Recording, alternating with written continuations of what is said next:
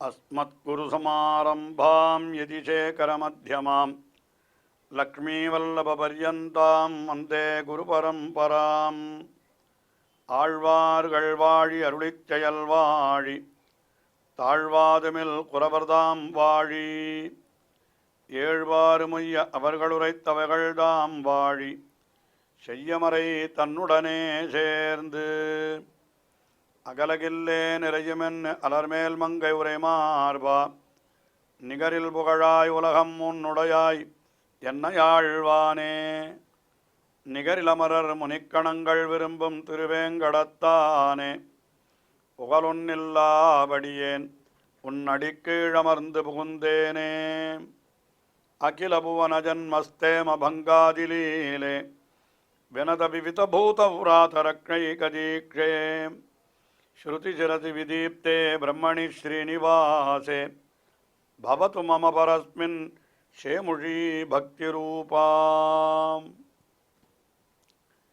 ஸ்ரீவிஷ்ணு சஹஸ்ரநாம ஸ்தோத்திரம் பகவானுடைய பெருமைகளை எல்லாம் பல்வேறு விதங்களிலே நமக்கு எடுத்து காட்டுகிறது. பீஷ்மாச்சாரியராலே தர்மபுத்திரருக்கு உபதேசிக்கப்பட்ட இந்த ஸ்தோத்திரத்திலே பகவானுடைய எண்ணற்ற திருநாமங்களுக்குள்ளே ஒரு 1000 திருநாமங்கள் சொல்லப்படுகின்றன. அந்த 1000 திருநாமங்களும் ரிஷிகளாலே தொகுக்கப்பட்டவை என்று அங்கேயே சொல்லப்படுகிறது. அப்படிப்பட்ட இந்த திருநாமத்திலே இன்றைய தினம் முதலிலே இந்த திருநாமங்களுக்கெல்லாம் மிக அழகான வியாக்கியானங்களை பூர்வாச்சாரியர்கள் அருளி செய்திருக்கிறார்கள். அதிலே இன்றைய தினம் 790வது திருநாமத்தை நாம் பார்க்கிறோம். முதலிலே சுதந்துஹு என்பது முதல் திருநாமம். அதாவது இந்த 790வது திருநாமம் சுதந்துஹு என்பது. இந்த தந்து என்பதற்கு தொடர்ச்சி என்று பெயர் என்று பொருள் சொல்லலாம். ஆதிசங்கர பகவத்பாதர் அதைத்தான் திருவுள்ளம் பற்றி என்ன சொல்லுகிறார்? சோபனஹா தந்துஹு. சுதந்துஹு என்னால் என்ன? மிகவும் சோபனமான மங்களகரமான தந்துஹு. விஸ்தீர்ணஹா. நல்ல தந்து என்னால் விரிவாயிருப்பது. அது எதுன்னு கேட்டால் பிரபஞ்சஹா அஸ்யேதி. இந்த உலகம், அதாவது மிகவும் விஸ்தாரமான உலகத்தை உடையவர் என்கிறது தான் சுதந்துஹு என்பதற்கு அர்த்தமாக ஆதிசங்கர பகவத்பாதர் காட்டுகிறார். சோபனஸ்தந்துஹு நன்றாக விஸ்தீர்ணஹ பிரபஞ்சஹ அஸ்யேதி என்று இந்த அர்த்தத்தை காட்டுகிறார். பராசர பட்டர் இந்த திருநாமங்களெல்லாம் புத்தாவதாரத்தை சொல்லுகிறது என்று காட்டினார் அல்லவா?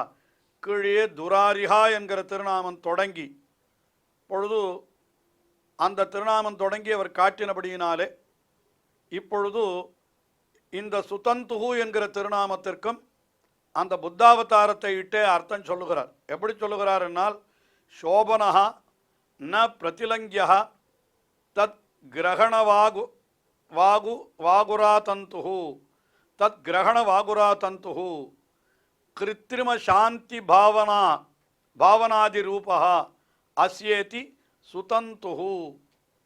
அதாவது புத்தாவதாரத்தில் பகவான் என்ன பண்ணினானா? மிகவும் சாந்தமாக இருக்கக்கூடியதான ஒரு வேஷத்தை கொண்டானா. அதாவது சாந்தமாயிருத்தல் என்று அது ரொம்ப உறுதியாக கொண்டிருந்தானா. சாந்த வேஷத்தை ஏறிட்டு கண்டு அசுரர்களை கவருகின்ற வலை, இந்த தந்து என்பதற்கு வலை என்றும் பெயருது. இப்படி தன்னுடைய சாந்த வேஷத்தினாலே அதையே ஒரு வலையாக வைத்து அசுரர்களை அதிலே அகப்படுத்தி கொண்டானான். அகப்படுத்தி கொண்டு என்ன பண்ணுகிறான் என்னால், இதை யாரும் தாண்ட முடியாதபடி, இந்த வலையை விட்டு வெளியிலே ஒருத்தரும் போக முடியாதபடிக்கு தன்னுடைய அழகை காட்டி, தன்னுடைய சாந்த வேஷத்தை காட்டி அந்த அசுரர்களை எல்லாம் தன்னிடத்திலே வரவழைத்து அப்படி உறுதியாக இருந்தான். ஆகையினாலே அவனுக்கு சுதந்துஹு, அதாவது தந்து என்னால் வலை. அந்த வலையிலே ஒருத்தர் அகப்பட்டு கொண்டால் அது வெளியில் போக முடியாதபடி அந்த வலை என்ன பண்ணும்? அதாவது இப்போ மீன் வலை என்று சொல்லுகிறோம் என்று சொன்னால் அந்த வலைக்குள்ளே அகப்பட்ட மீனானது வெளியிலே செல்ல முடியாது, அப்படியே அதிலேயே அடங்கி போய்விடும். அதுதான் வலை என்று பெயர். அப்போ புத்தாவதாரத்தில் பகவான் ஒரு வலையை கொண்டான். என்ன வலை? அதுதான் சுதந்துஹு, நல்ல வலையை உடையவன். என்ன வலைன்னு கேட்டால் கீழ்த்திருநாமத்திலே சொன்ன அந்த அழகான தோற்றம் ஒன்று, இந்த திருநாமத்தில் இன்னும் விசேஷமாக என்ன பராசர பட்டர் காட்டுகிறார் என்னால் அந்த சாந்த வேஷம் என்று காட்டுகிறார். இப்படிப்பட்ட தன்னுடைய இதை வலையாக வைத்து அசுரர்களை அதிலே அகப்படுத்தி அவர்களை நல்வழியில் செல்லாமல், அதாவது வேத மார்க்கத்தில் செல்லாமல் தடுத்து அவர்களை சிறிது சிறிதாக அழிப்பவர் என்கிறபடியினாலே சுதந்துகு நல்ல வலையை உடையவர் என்று அந்த அர்த்தத்தை சொன்னார். புத்தாவதாரத்தில் பகவான் தன்னுடைய சாந்த வேஷத்தையும் அழகையுமே வலையாக கொண்டிருக்கிறான் என்று அந்த அர்த்தத்தை சொன்னார். அதுக்கு மேலே சுதந்துகு என்கிற திருநாமத்திற்கு பராசர பட்டருக்கு அடுத்தபடியாக சத்யசந்த தீர்த்தர் அவர் அர்த்தம் சொல்லுகிற பொழுதோ சோபனஹா தந்துஹு சதுர்முகாதி சந்தானஹா எஸ்ய சஹா சுதந்துஹு. அதாவது தந்து என்னால் ஒரு தொடர்ச்சி என்றும் ஒரு பொருள் உண்டு என்று சொன்னேன் அல்லவா. அதனால் சுதந்துஹு என்னால் நான்முகன் முதலான மங்களகரமான சந்ததி உள்ளவர்.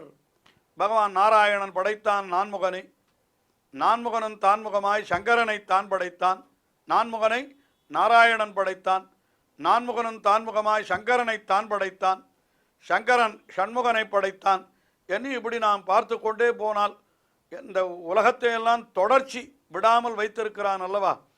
அதனால் அவனுக்கு சுதந்துகு என்று பெயர் என்று பொதுப்படையான அர்த்தத்தை காட்டுகிறார். ஆக சுதந்துகு என்பதற்கு ஆதிசங்கர பகவத்பாதரும் சத்யசந்த தீர்த்தரும் பொதுவான அர்த்தங்களை காட்ட இந்த திருநாமங்கள் எல்லாம் ஓர் அவதாரத்தை காட்டுகிறது என்று ஆங்காங்கே மத்ஸ்யாவதாரம் கூர்மாவதாரம் என்றெல்லாம் காட்டி கொண்டு வந்த பராசர பட்டர் வாமனாவதாரத்தை காட்டினார், ராமாவதாரத்தை காட்டினார், கிருஷ்ணாவதாரத்திற்கு கிட்டத்தட்ட 70-80 திருநாமங்களை காட்டினார்.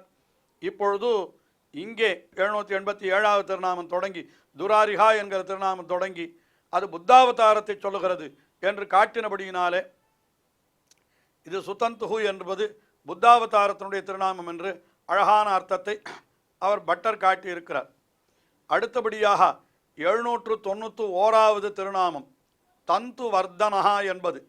தந்து வர்தனஹா என்னால் என்ன அர்த்தம் என்னால் சொல்லுகிறார், தமேவ தந்தும் வர்தயதி சேதயதீதி வா தந்து வர்தனஹா.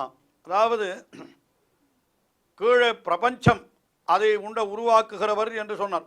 விரிவான சுதந்துகு என்பதற்கு சோபனமான தந்துகு அதாவது பிரபஞ்சம் அத்தை உடையவர் என்று அர்த்தம் சொன்னார்.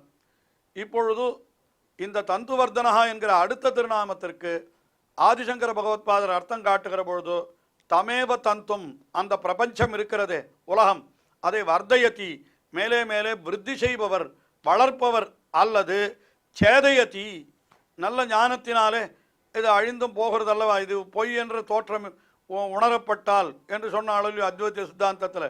அதனால் சேதயதி வா தந்து வர்தனஹா அதாவது இந்த உலகத்தை விருத்தி செய்பவர் அல்லது அழிப்பவர், இதுதான் தந்துவர்தனஹா என்கிற சப்தத்திற்கு அர்த்தம் என்று அவர் அர்த்தம் காட்டினார்.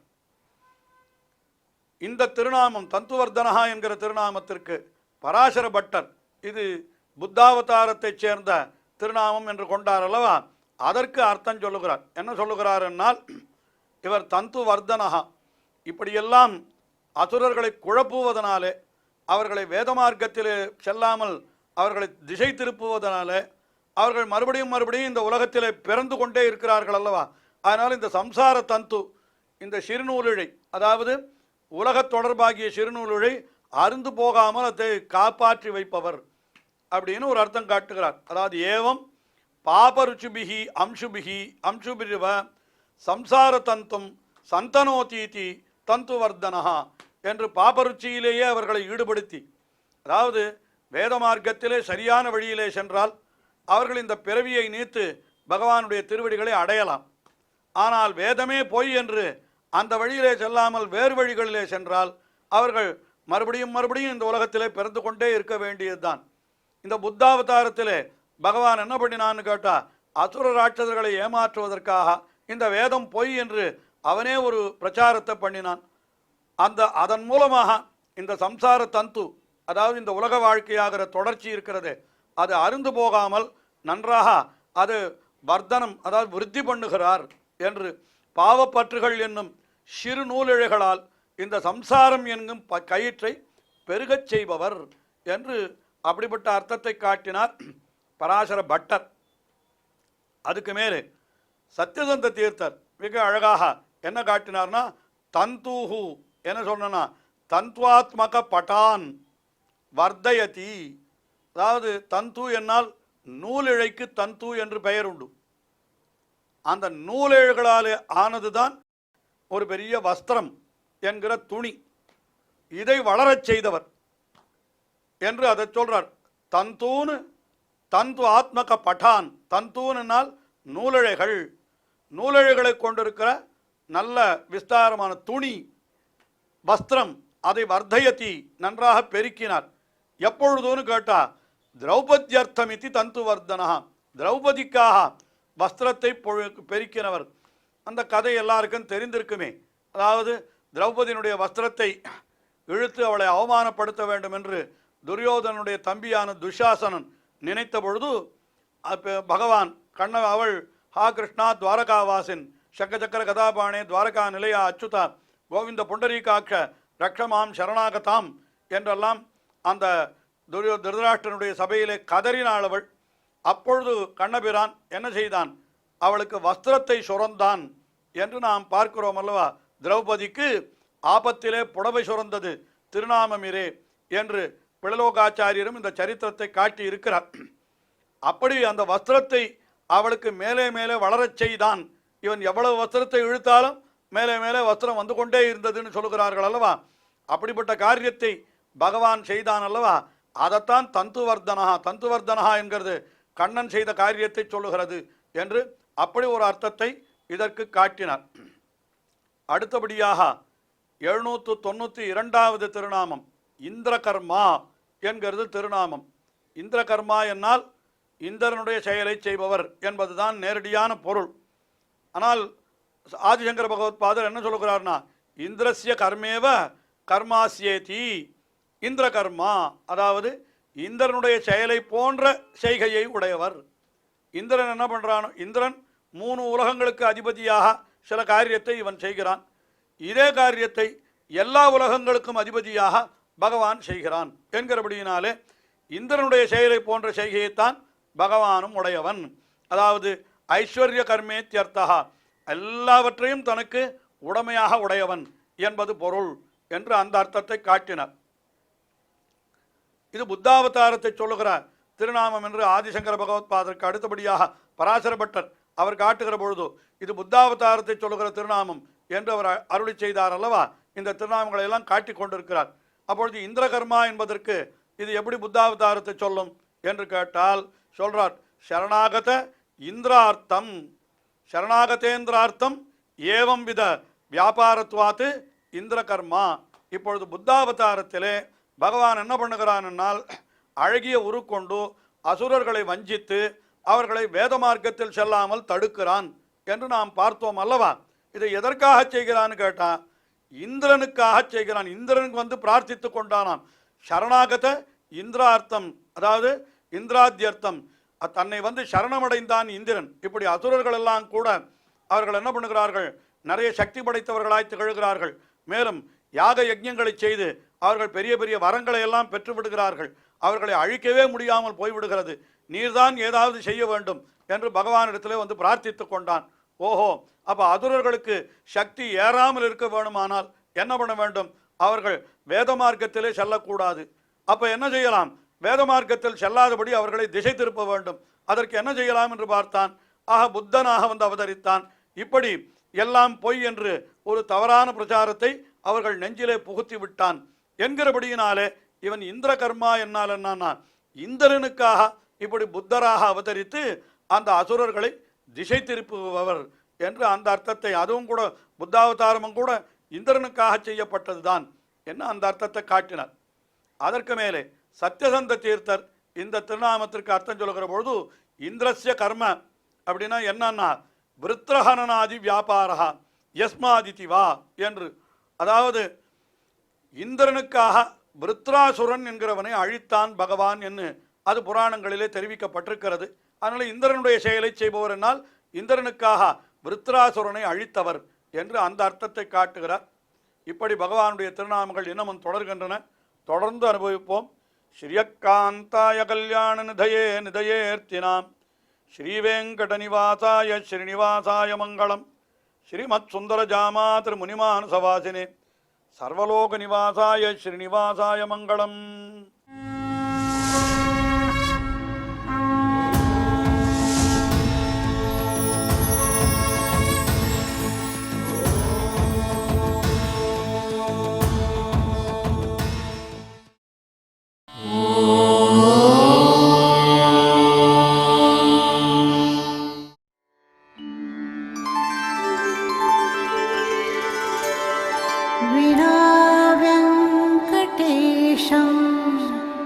ननाथो ननाथः सदा वेङ्कटेशं स्मरामि स्मरामि. हरे वेङ्कटेश प्रसीद प्रसीद. प्रियं वेङ्कटेश प्रयच्छ प्रयच्छ.